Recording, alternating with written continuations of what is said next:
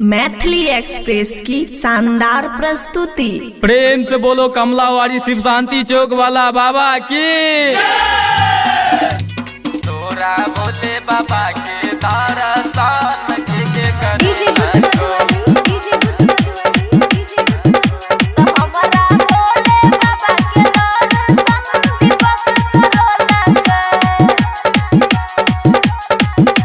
खुशी recording studio बलुआहा।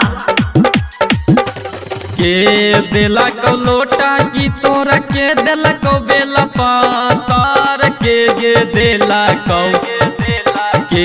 दिला को लोटा की तोरा के दिला को बेला पातार के दिला को हे गई के दिला को तोरा भोले बाबा के दरसान के करेला को तोरा भोले बाबा के दरसान के करेला को।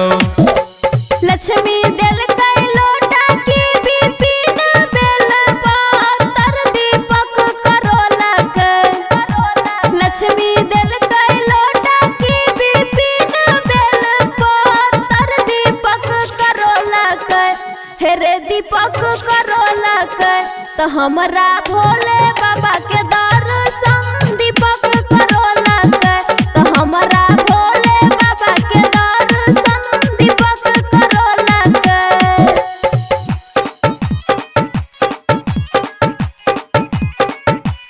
तोरा भोले बाबा के दरसान के करेला डीजे गुड मधुबनी डीजे गुड मधुबनी तो हमरा भोले बाबा के दर्शन दीपक करोला के। दीपक करोला के तोरा भोले बाबा के दरसान के करेला को। तो हमरा भोले बाबा के दर्शन दीपक करोला के।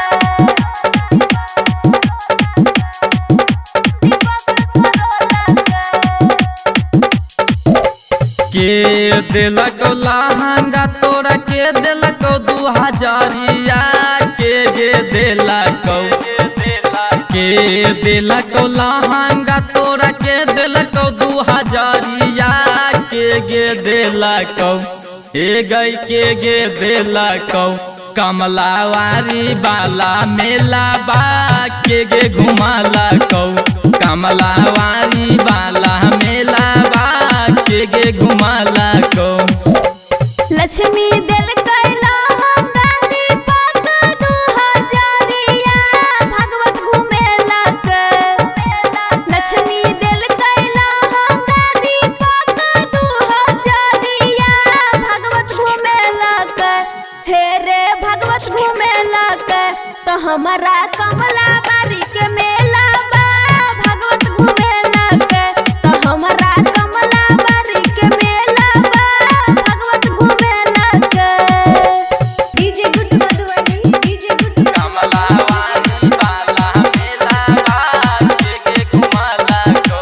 तो हमारा कमला बारी के मेला बा भागवत घुमेला के। खुशी रिकॉर्डिंग स्टूडियो बलुआहा।